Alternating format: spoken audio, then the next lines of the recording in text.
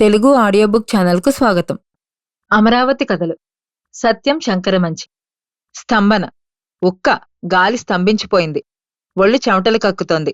ఆకులాడ్డం లేదు. గాలి కోసం పెరపెర తపన. నెత్తురుడికిపోతోంది. పశువులు పక్షులు కూడా విలవిల్లాడుతున్నాయి.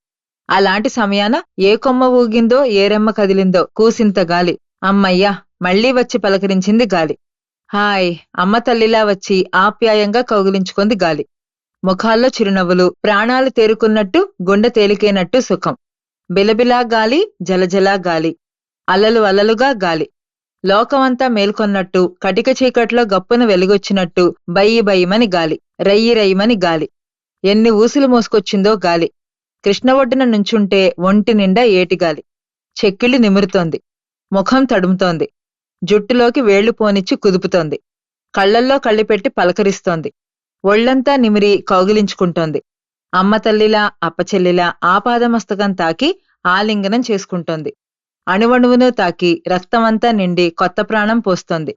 కృష్ణంతా గాలి, ఆకాశమంతా గాలి, అల్ల అమరేశ్వర శిఖరం చుట్టూ గాలి, ధ్వజస్తంభం చుట్టూతా గాలి. గాలి ధ్వజస్తంభం చిరుగంటలు ఊపుతోంది. ఆ గంటల మోతకి అనువుగా 2 రామచిలకలు ముక్కులు పొడుచుకుంటున్నాయి. గాలిగోపురం శిఖరాల గాలి పారాడుతోంది. పక్కనున్న వేప చెట్ల మీద గాలి గంతులేస్తోంది. సగం కట్టి ఆపేసిన రథశాలల్ని దిగాలుగా పలకరిస్తోంది. చిన్న రథం మీద చెక్కిన చిలకల ముక్కులు ఎవరో వెరగొడితే వాటిని జాలిగా బుజ్జగిస్తోంది. అల్లా అంచెలంచెలుగా వచ్చిన కృష్ణగాలిని ఊరిగాలి కలుసుకుంది. ఎల్లమ్మ గుడిసిమించి వచ్చిన గాలి. ముసలివగైన ఎల్లమ్మ వేడినిట్టిర్పు తనలో నింపుకున్న గాలి.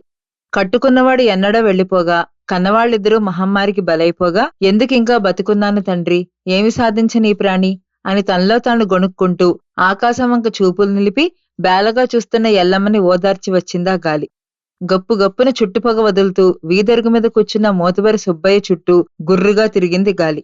5 ఎకరాల పొలాన్ని 50 ఎకరాలు చేసి, వడ్డీల మీద వడ్డీలు కట్టి, పుస్తెలు తాకట్టు పెట్టించి, 10 ఇళ్లలో దీపాలార్పి, 10 మంది పొట్టగొట్టి, తను తినలేక, తిన్నది జీర్ణం కాక, ఇంకా నెత్తురు కళ్లతో, తీరని దాహంతో చూస్తున్న సుబ్బయ్య గీచిన అగ్గిపుల్ల ఆరిపోయేదాకా ఫెడేల్మని వీచి రయ్యిన ముందుకు పోయింది గాలి. బక్కచిక్కిన ఉప్పరిపోలాయి వేడివేడి గంజి ఆచుకు తాగుతుంటే త్వరగా చల్లార్చింది గాలి. పక్కన గుంటల్లో పొర్లాడే పందులు గూ గూ అని కుమ్ముకుంటుంటే మురుగువాసన ముందుకు తెచ్చింది గాలి. ఆ మురుగువాసనతోటే బంతిపూల వాసనొస్తే పక్కకి చూసిన పోలాయికి సుబ్బి కళ్ళు చూపింది గాలి.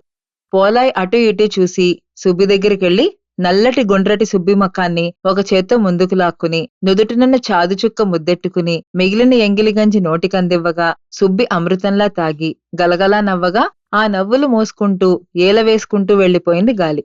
దీపాల దిన్నె మీద గాలి బారులుగా ఈతకొడుతోంది. బుద్ధదేవుని పాదార విందాల్ని మళ్లీ మళ్లీ ముట్టుకు పులకిస్తోంది. చరిత్రంతా తిరిగి చెప్పుకుంటూ ఆనందంతో తుళ్ళి పడుతోంది. వేల దీపాలు వెలుగుతుంటే జ్యోతులతో పాటు తను అటూ ఇటూ పాట పాడుతున్నట్టు ఊగింది. ఇంతలో పైరుగాలి పరిగెత్తుకొచ్చింది. పచ్చటి గాలి, కంకుల గాలి, కండెల గాలి, కాయల గాలి, పువ్వుల గాలి, పూతల గాలి నేలవాసన పూసుకుని ఊరంతా పరుచుకుంది. ఆకాశమంతా నిండిపోయింది. ఉన్నట్టుండి గాలి ఆగిపోయింది. ఆకు కదలటం లేదు. రెమ్మ ఊగటం లేదు. ఎల్లమ్మ గాజు కళ్ళు ఆకాశంలోకి చూస్తున్నాయి. సుబ్బయ్య చుట్ట ఆరిపోయింది. పోలాయి గంజిమంత ఖాళీ అయింది. సుబ్బి తల్లో బంతిపూలు వాడిపోయాయి. దీపాలి దిన్నె మీద దీపాలు లేవు. ఎన్నడు మళ్లీ గాలి వీచినో, ఎన్నడు ఈ గడ్డ తిరిగి ప్రాణం పోసుకున్నో.